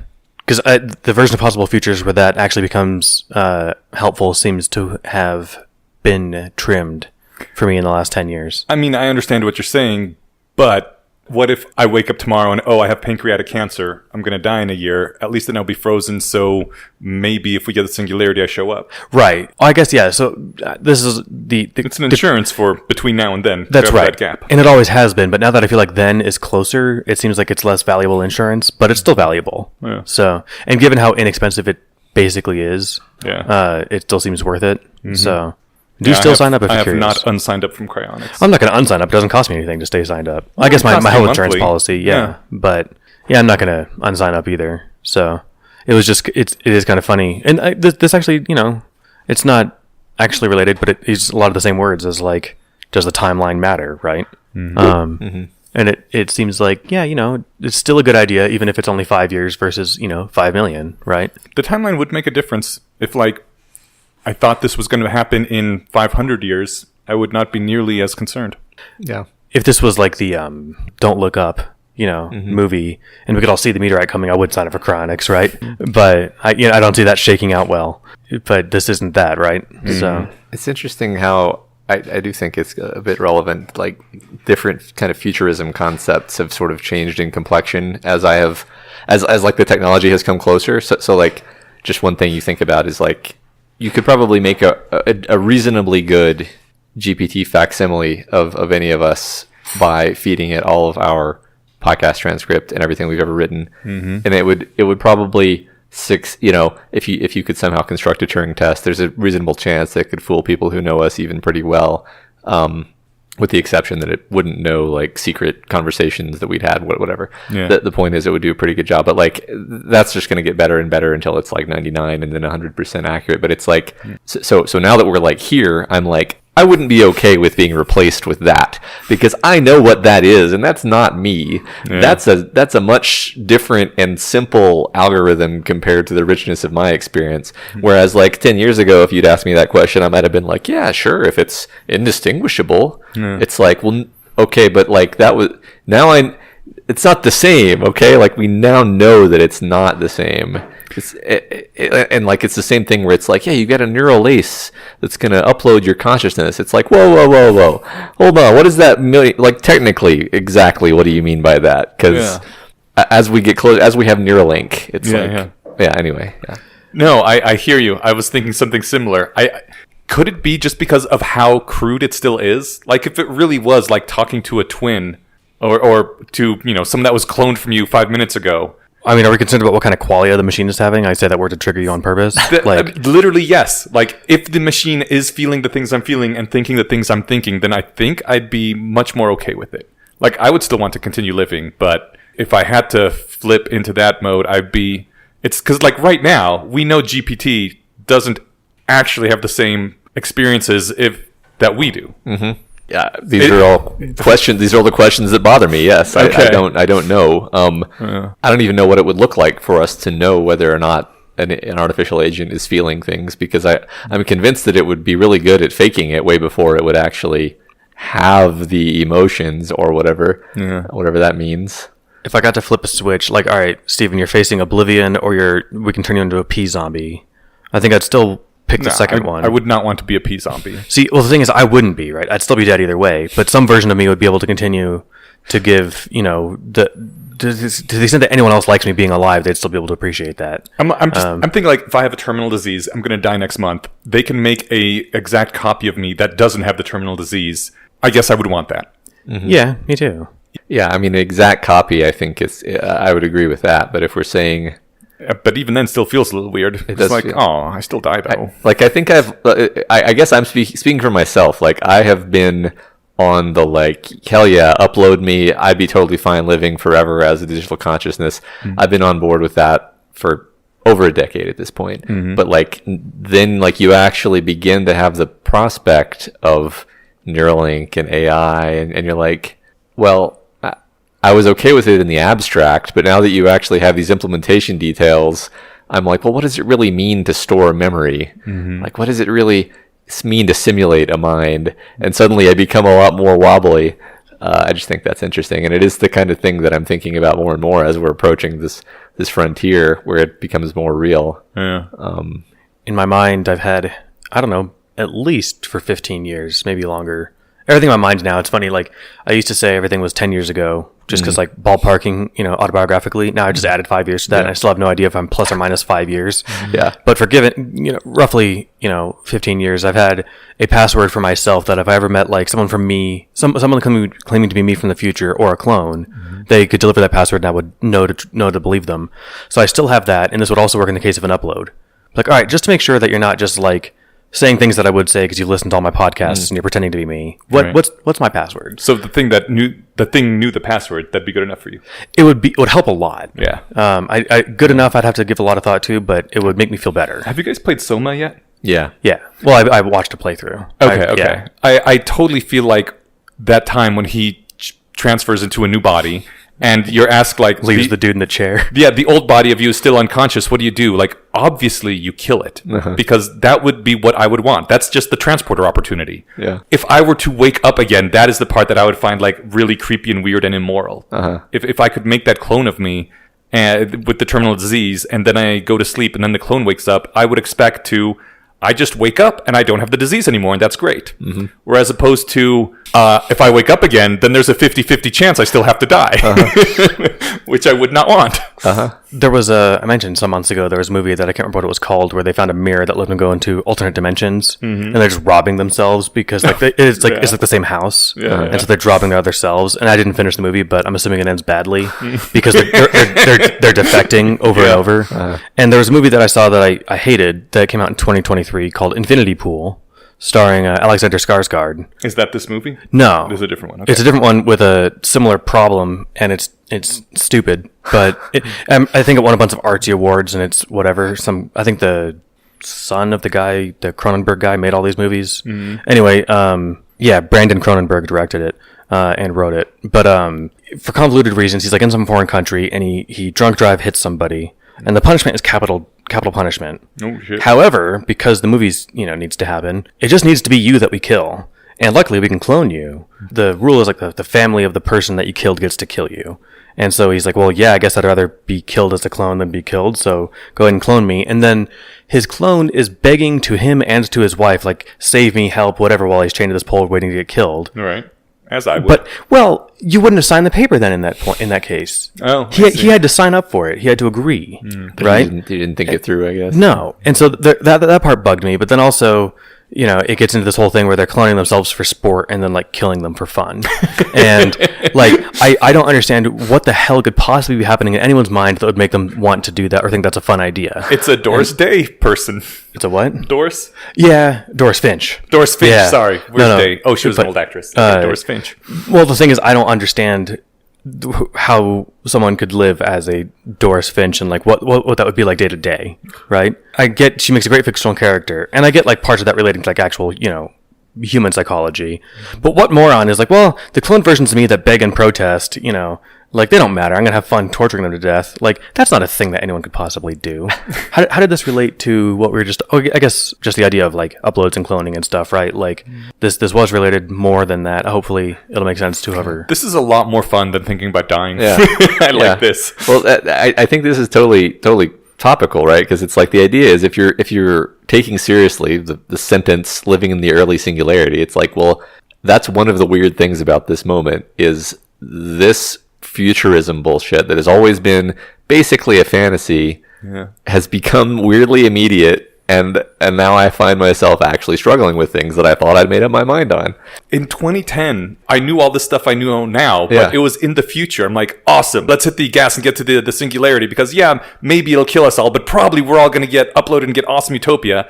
And now that we're here, I'm like, let's do the opposite of what I was saying because this 20% chance of everyone dying is actually looming really large in my head. I always said I would be like first in line for brain implants, and now it's like, well, here they are, Matt. Neuralink's They're still not great yet, though, right? Well, that's the thing is like, what's the line, right? Because like if that's true, you're not first in line. Yeah. Well, yeah, exactly. What's the threshold where it's like, I just learned this, like this week, they're starting, Neuralink got approval for human trials. I saw that. With the Neuralink implant. So cool. And part of me, I would say probably most of me is like, yes, this is awesome. I'm so glad we're living in this timeline. Actually, I think I'm just purely excited about this, but also it's like, do I want them to drill a hole in my skull and stab electrodes into my neocortex? Not yet. The thing that would most stop me is, can I upgrade to Neuralink 2, or am I stuck with Neuralink 1 forever? Because if I can upgrade easily, I might be willing to try that out. Yeah. But if I'm stuck with the first iPhone forever... That's kind of what I was thinking. And I remembered the Infinity Pool movie related to the Soma conundrum. And this guy failed it just like the guy... Well, depending on what choice you make in Soma. The Neuralink thing, luckily I've had a policy since before iPod Touches were a thing that I'm not going to buy the Model 1 of anything. Let the beta 0.2 testers, the actual user base, run through and figure out all the bugs with this thing, and then I'll buy the version that fixes all of those. But you're right, it's not like, well, unless it's like a phone, if I buy the first version of the new whatever phone, if it sucks, I can just throw it out and get a new one, in a year when that one comes out. Can you do that with with Neuralink? Unclear. No, what if the new Neuralink gives them such a big advantage they take over all the important things? You mean like the version 1? Yeah. Oh, that'd be cool. I mean, But then that's one you're outcome. left not Yeah. not being part of the ruling class and having to put up with their wins. Yeah. I think I'm okay taking that risk versus like the one of getting like, it turns out that if you put this in human brain for 3 years, it melts or something, right? Like, Right. It's not going to be that simple, but I'll be way more inclined once I hear once I get to read some user reviews, and maybe when there's a version 2. When I'll try to get signed up for this and figure out if it's worth blowing my life savings on it, right? Well, you have to blow your life savings for it once it's approved for human use. While they're testing, you get it free. Yeah, this isn't like, like I signed up for, what was that? Like, give me COVID, on purpose if you think it'll help with like One day sooner. Yeah. Yeah. I signed up for that because the downside there is I'd be sick for a week probably, right? Mm-hmm. This, I don't know. I'm not in a situation where I want to sign up for it just yet. So, Yeah. but it is interesting. You're right. Like when it's all perspective and distant, it's all fun to be all, gung ho and jazzed about it. And then as it gets closer, you're like, is this, now I want to know all the details really quick first. Right. Just I need to know everything before I sign the dotted line. And I find that what I have done is I have implicitly, without even realizing, just kind of pushed the horizon out by being like, I would be fine with it if they like inject nanomachines and then the nanomachines go through your brain. And then if you change your mind, you just like press a button and they just like flush themselves out through your bloodstream and then you go back to normal. Yeah. And it's like, Matt, you literally, all you did there is you just pushed it to a point of indefinite future technology that doesn't exist yet. Yeah. Like, And then once it does exist, you're going to have to ask yourself again. exactly. cool. Yeah. So you're saying you're a Luddite.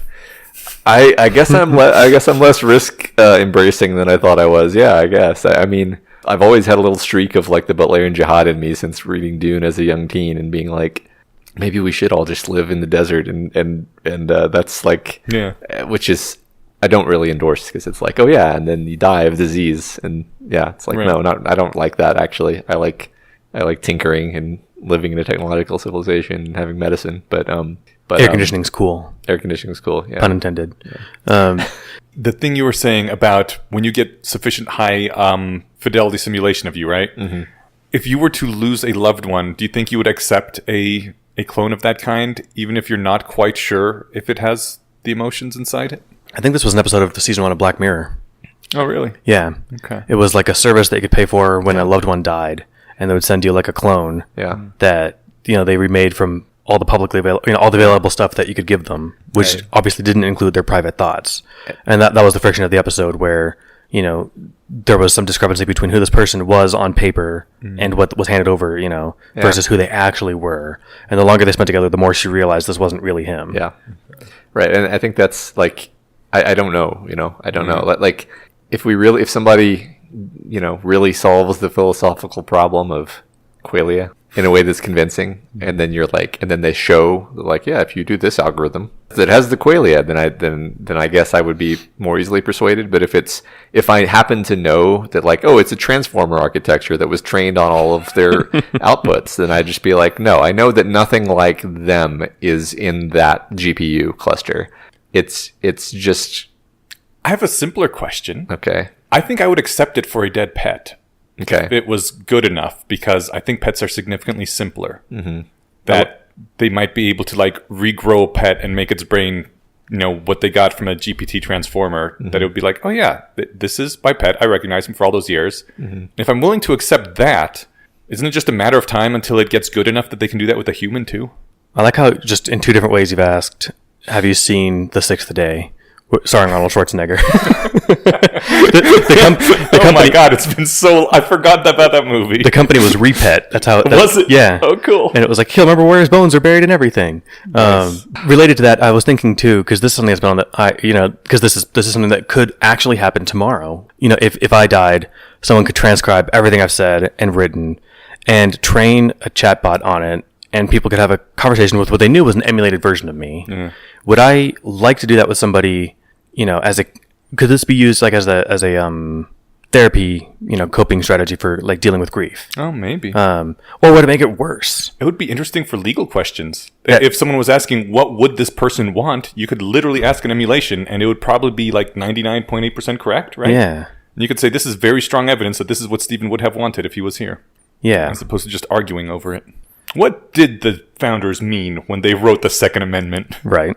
One question that occurred to me the other day is, would you trust that more than you would trust just asking your closest friend, what do you think? What do you think Eneasz should say? What do you think Stephen would say?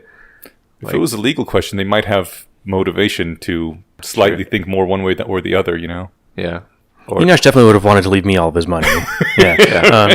But I mean, that's a bit too blatant, but there could be some... But I know what you mean. Yeah. Like, could you Bias. reach out, could someone reach out to my family or whatever and say, what would Stephen think here? Mm-hmm. That'd be tough. I think that they might as well just ask the version of me that lives in their head, right? yeah. Which is, probably a pretty good approximation. Yeah. They'd probably stammer less, too, and hopefully have more coherent sentences from start to finish. I would love to see a GPT Jesus, where you can train it on the gospel and then literally ask it, what would Jesus do? And you're like, well, depending on which gospel. Right. He might forgive or he might fashion a whip. I remember asking this to GPT-5 or 3.5. I was like, whatever happened to that guy who did that bad thing to Jesus? And it's like, oh, you're probably talking about Judas. Because I was curious, like, what actually happened after he got paid and left, right? And it gave me what I'm assuming was actually in the Bible. I can't remember. But I just like that it understood my question because I phrased it deliberately in a silly way. Yeah. A similar thing happened while we were talking because I wanted to look up an answer to a specific question, but I wanted to pay attention to the conversation. So I just typed, live like there's no tomorrow, obverse Gandhi. Okay. Because I remember there was a specific quote from Gandhi that I wanted, and it gave me, live as if you were to die tomorrow, learn as if you were to live forever, which is the quote I wanted. So it's figured out what I wanted from that bullshit. So that's just It's awesome. Well, we didn't do less wrong posts, which is fine. Yeah, we don't got time and energy for that anymore. Nope. So, less wrong posts next time. Yeah, they're fun. We'll get to them. Matt, thank you for joining us. Yeah, of man. course, I had a great time. Thanks. This is fun doing in Meat Space, too. It is. We'd had, like you said, a long string of, good conversations with people about specific topics, but just hanging out and shooting the shit, which is kind of why we wanted to do this in the first place. Getting back to our roots. It's really hard to talk about being depressed on the podcast because whenever I'm on the podcast, I'm not depressed because I'm interacting with people I love. Yeah. So I'm like, what was I thinking back when I was alone? Okay, yeah. And yeah, it's 50% better in Meat Space. So Yeah. all right. Thanks for joining us. Bye, everybody. Later. Bye.